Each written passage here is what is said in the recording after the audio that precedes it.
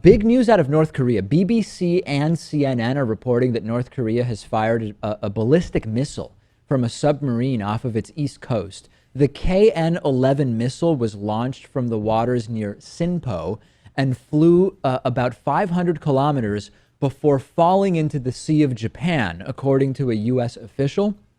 Japan's prime minister said that it fell inside their air defense identification zone, and thus they are calling this a reckless act. This seems to happen often, Lewis, when South Korea and the U.S. are starting their military drills. These are totally routine, South Korea and the U.S. doing these drills together. It is also completely routine that North Korea gets very, very angry when South Korea and the United States do this. This is something we have seen before. Oftentimes, this ends with more food aid going to North Korea as well. And we've talked about that, Lewis, where a lot of time these sort of belligerent seeming escalations are actually calls for someone to offer them more food, even though they deny there's any famine problem whatsoever. All of a sudden, they scale back down when they get more food supplies. Which is brilliant, really, because it seems to work every time. Yeah. And unfortunately, that food pretty much just goes to, some of it will go to military members. Most of it will just go to the higher-ups and the elites in Pyongyang. And the status quo will remain. Some people laugh this off and they say, it's just North Korea. It's always the same thing. They never hit anything. It doesn't matter. Although I think that that's maybe a little too presumptuous to just laugh this off as there will never be anything here. This was the most successful test yet of these submarine-launched ballistic missiles, SLBMs.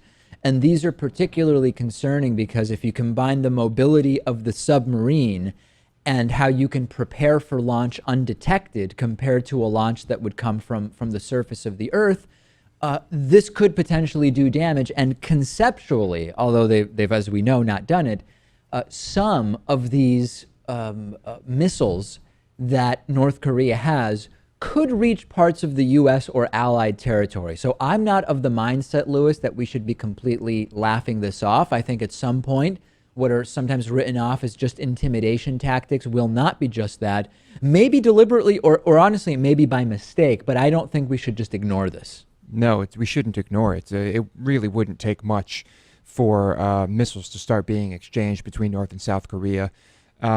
And the idea that they can launch these from anywhere, this is a very desperate leader, right, in a very desperate country, not something to just ignore. No doubt about it, and we'll continue following it.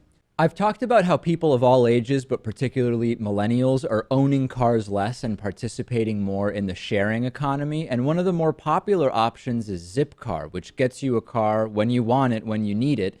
They offer all sorts of cars, SUVs, hybrids, whatever you need. It includes insurance and it includes gas. You just pay for the time that you actually use the car. And you can reserve the car online, from your smartphone over the phone, then you unlock it with your Zip card. Each car share member reduces their personal CO2 emissions by between 1,100 and 1,600 pounds per year. For our audience, Zipcar is offering $25 of free driving credit if you sign up at joinzipcar.com/David. Support our show, reduce your carbon emissions and your spending on cars.